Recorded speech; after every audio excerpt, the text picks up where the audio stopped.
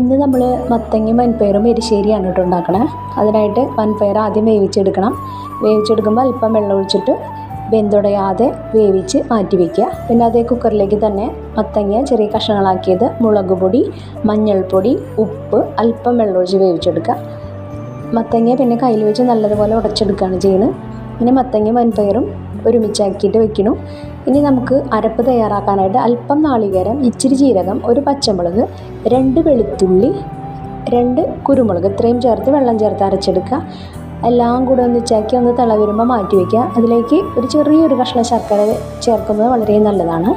പിന്നെ ചീനച്ചട്ടി വെച്ചിട്ട് അതിലേക്ക് വെളിച്ചെണ്ണ ഒഴിച്ച് കടുക്, കറിവേപ്പില, വറ്റൽമുളക് ഇത്രയും പൊട്ടി വരുമ്പോൾ അല്പം നാളികേരം കൂടെ ചേർത്ത് ഒന്ന് വറുത്തെടുക്കുക.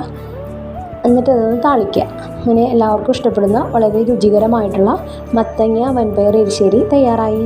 ട്രൈ ചെയ്ത് നോക്കൂ. Thank you.